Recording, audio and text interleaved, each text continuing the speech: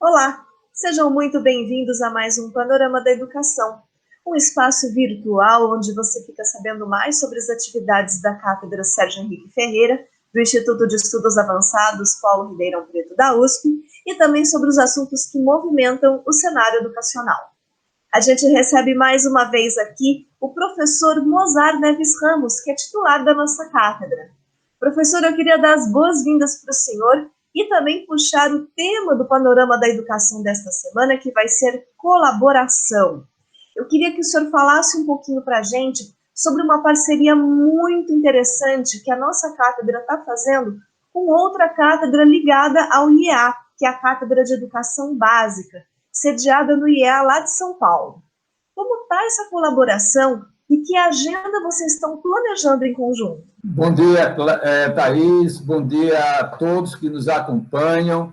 É sempre um prazer começar a semana, né, passando um pouco do que nós estamos fazendo no âmbito da Cátedra Sérgio Henrique Ferreira, né? E eu estou muito feliz, porque a gente está verificando um espírito colaborativo bastante expressivo com a Cátedra da Educação Básica de São Paulo, cujo titular, o Naumar, é um amigo de longas datas. Né? Quando eu fui reitor da Federal de Pernambuco, ele foi reitor da Federal da Bahia, e com o Naumar tem um grupo de excelentes professores, pesquisadores, como a Bernadette Gatti, o Menezes, né? O Lino, o Nilson, muita gente boa em torno lá da Cátedra de São Paulo, e a gente está conseguindo trabalhar de maneira bastante colaborativa.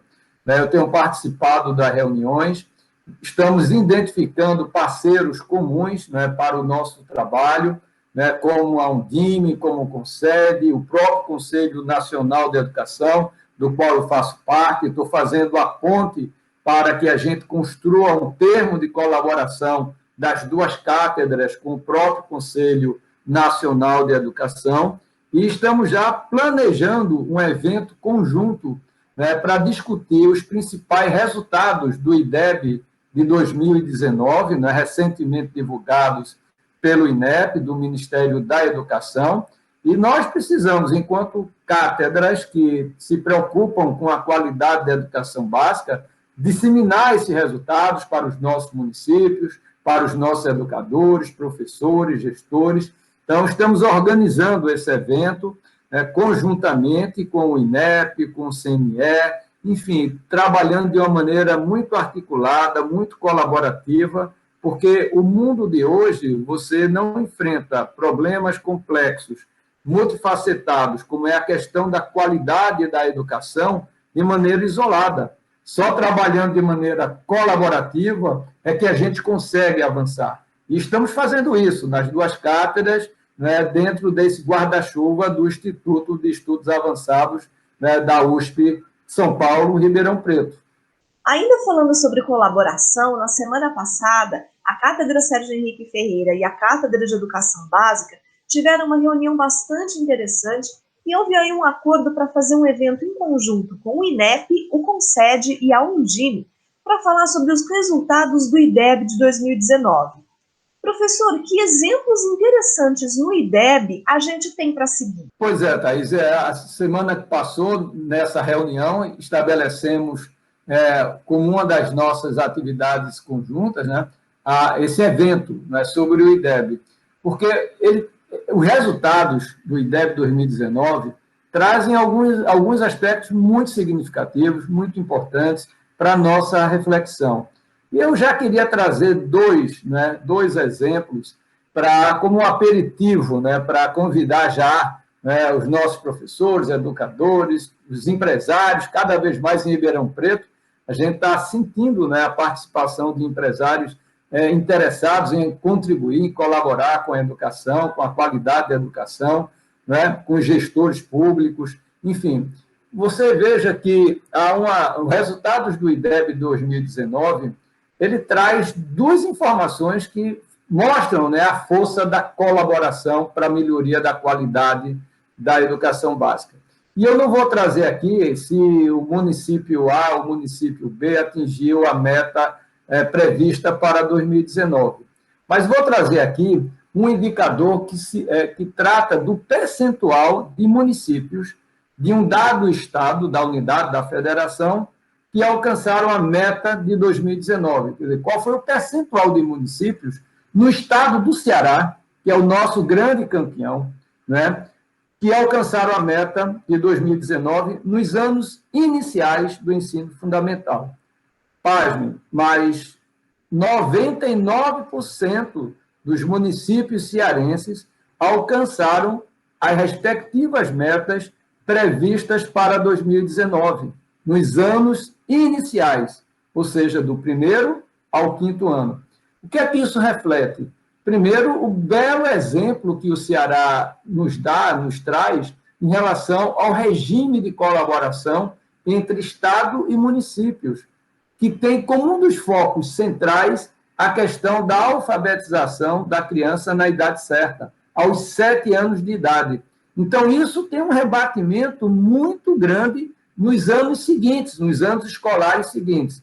Então, veja, 99% dos municípios cearenses alcançaram a meta dos anos iniciais. São Paulo, o estado mais rico da federação, 66% apenas alcançaram a meta prevista nos anos iniciais. Vamos para os anos finais. Aí é que a situação fica mais ainda complexa em relação ao que o Ceará consegue alcançar e outros estados da federação. O Ceará, nos anos finais, 84% dos municípios cearenses alcançaram a meta. São Paulo, apenas 13%. Né? Então, veja, não é uma questão de riqueza, de dinheiro. Claro, sempre vamos precisar de mais investimentos para melhorar a qualidade da educação básica. Mas é fazer a coisa certa, né? Fortalecer o regime de colaboração do Estado com os municípios é estratégico para uma visão sistêmica de qualidade para toda a educação pública de um Estado. Eu costumo dizer que a criança, o adolescente, o jovem, ele não tem na testa se ele estuda numa escola estadual, numa escola municipal ou mesmo numa escola particular. A gente precisa oferecer para todas essas crianças, jovens e estudantes, uma educação de qualidade. E eu acho que o Ceará tem essa enorme lição que nos dá do espírito de colaboração. Nesse espírito de colaboração, por exemplo, um elemento central é a formação dos professores. A gente sabe que é o vetor, não é o único, mas é o vetor mais importante para a qualidade da aprendizagem, para os resultados da aprendizagem. Mas o Ceará vai mais, né? O Estado também produz material comum para o Estado e municípios. O sistema de avaliação da educação básica do Estado é comum para Estado e municípios. Né? Então, há uma integração e há também a meritocracia por trás de tudo isso. Lá no Ceará, uma parcela do ICMS, que é redistribuída aos municípios, tem como base o número de crianças alfabetizadas por município. Então, isso dá uma responsabilização maior ao prefeito, ao secretário municipal de educação. Então, eu sempre costumo dizer que o Brasil precisa aprender com o Brasil. Eu acho que se o Ceará está nos mostrando como é importante esse regime de colaboração, e isso está muito claro no IDEB de 2019, a pergunta que a gente faz é por que nós não criamos estratégias, não é para fazer ipsilitris o que o Ceará faz, porque cada unidade da federação tem suas nuances, mas a gente precisa pelo menos ter a mesma espinha dorsal, né? E aí dá as características complementares de acordo com as características políticas, sociais e econômicas de cada unidade da federação, de cada estado da federação. Mas eu acho que a gente precisa refletir sobre isso. Não é? A gente olha, por exemplo, no caso, vamos agora fazer um mergulho, uma imersão em Ribeirão Preto. Né? Eu acho que é inadmissível, né, que um município rico como Ribeirão Preto, com a quantidade de serviços que presta, né, a região. Né? Ribeirão é um polo, é uma referência, é uma cidade de médio porte considerada pelo IBGE como a capital pela qualidade dos serviços prestados, né? Mas, ao mesmo tempo, quando a gente se depara com a questão da educação, é inadmissível o que a gente viu agora no IDEB de 2019, a rede municipal caindo em relação a 2017. E nós fizemos um estudo pela cátedra mostrando que se a gente quer melhorar, principalmente nos anos finais, é atuar na questão da formação dos professores em matemática. E nós temos uma USP para fazer isso. Mas a USP, por exemplo, precisa ir até onde o professor da educação básica está, saber quais são as necessidades que esse professor precisa desenvolver para melhorar o seu processo de ensino-aprendizagem em matemática. Mas isso que a gente viu para Ribeirão praticamente se aplica a todo o Brasil. O grande drama dos anos finais é principalmente no campo da matemática, do ensino da matemática. Então, é preciso dar foco também para que a gente possa avançar, né? Eu acho que, no caso, ainda sobre Ribeirão, a gente precisa unir os esforços de maneira colaborativa. A nossa conversa de hoje, dessa semana, tem como espírito, como eu disse, a colaboração como um vetor fundamental para se viver no século XXI, né? Então, eu acho que a gente precisa unir as forças, né, em torno de um projeto comum, né? Eu acho que o movimento Ribeirão 2030 fez um belíssimo trabalho, né, tanto que está à disposição dos candidatos, né, à esfera do executivo aí de Ribeirão, mas também do legislativo, né, tendo como base as 17 ODSs.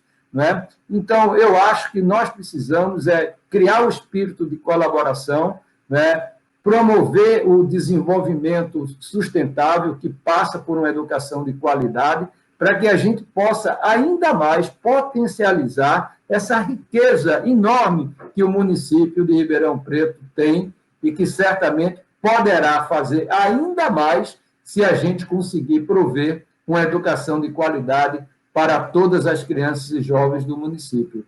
Então, eu estou muito animado, né? Eu vejo isso como uma janela de oportunidade, né? A cátedra tem procurado ajudar, não só fazendo advocacy, mas fazendo estudos, né? Articulando com outros setores, para que a gente possa mobilizar os conhecimentos em prol da qualidade do ensino de Ribeirão Preto.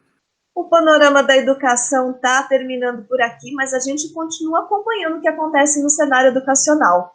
Professor, muito obrigada mais uma vez por conversar aqui com a gente. Obrigado, digo eu, Thaís, você sempre muito acessível, né, tem me estimulado muito em torno dos temas, né, e quero desejar a você e a todos que nos acompanham uma semana ótima, uma semana feliz, uma semana com todos com saúde. Um grande abraço e até a próxima semana. E se você quer saber mais sobre o que acontece na cátedra, siga os nossos perfis no Facebook, no Instagram e inscreva-se também em nosso canal no Telegram. Na próxima segunda eu espero você aqui de novo para contar as novidades da cátedra e também falar um pouquinho mais sobre educação. Até lá!